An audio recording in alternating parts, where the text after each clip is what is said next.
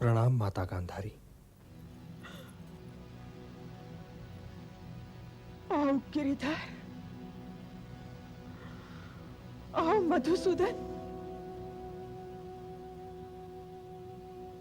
नहीं, आज मैं तुम्हें देवकी नंदन कहूंगी।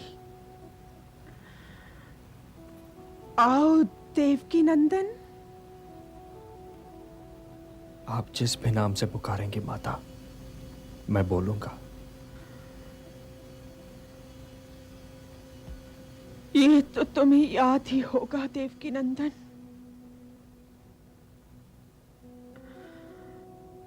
कि 17 दिन पहले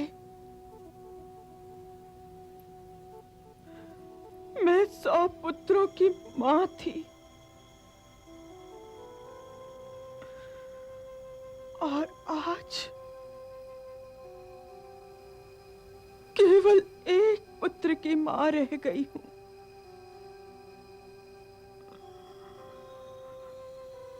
सौ और एक के बीच केवल शव ही शव है।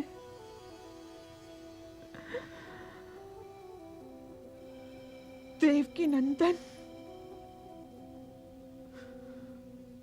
तुम तो उन शवों को पहचानते होगे।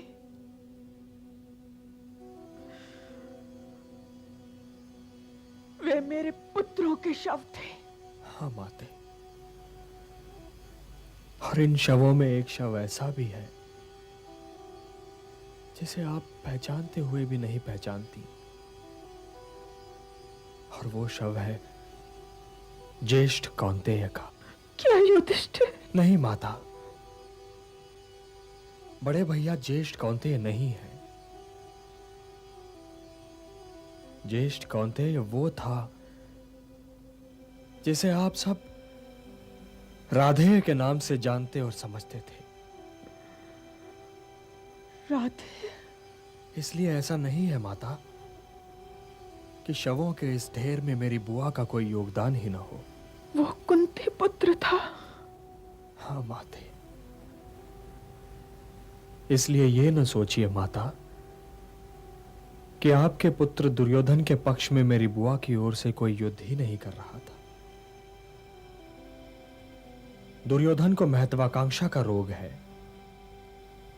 राधेय को निष्ठा का रोग था। वो सब कुछ जानते हुए भी आपके पुत्र दुर्योधन के पक्ष में स्वयं अपने भाइयों के विरुद्ध युद्ध करते हुए वीरगति को प्राप्त हो गया। इसलिए है माता, शव न गिनिए। ये तुम कह सकते हो देवकी नंदन, क्योंकि तुम मां नहीं हो। विजय के उपरांत जब द्वारिका जाना, तो देवकी से पूछना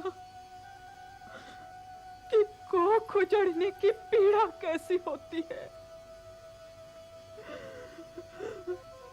ये पीड़ा जनन पीड़ा से कहीं अधिक होती है। वो अपने पुत्रों पर रो चुकी है, वो मेरी पीड़ा समझ जाएगी, और वो ये भी समझ जाएगी कि मैं आज तुम्हें शाप क्यों दे रही हूं। माते, हे वासुदेव कृष्ण, इस युद्ध का उत्तरदायित्व तुम्हारा है। यदि तुम चाहते तो ये युद्ध न होता। यदि तुम चाहते तो इस युद्ध को रोक सकते थे। अवश्य रोक सकता था माते, अवश्य रोक सकता था। किंतु ये युद्ध आवश्यक था माता। हे यदुनंदन, सुनो। मैं शिव भक्तनी गांधारी आज तुम्हें ये शाप देती हूं कि मेरे परिवार की भांति यदुवंश का भी विनाश हो जाए।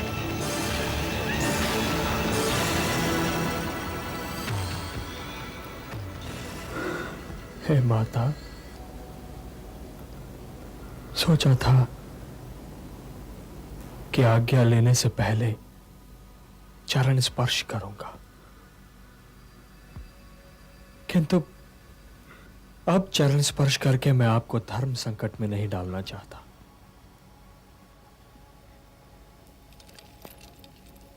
क्योंकि जो अब मैंने चरण स्पर्श किया माते,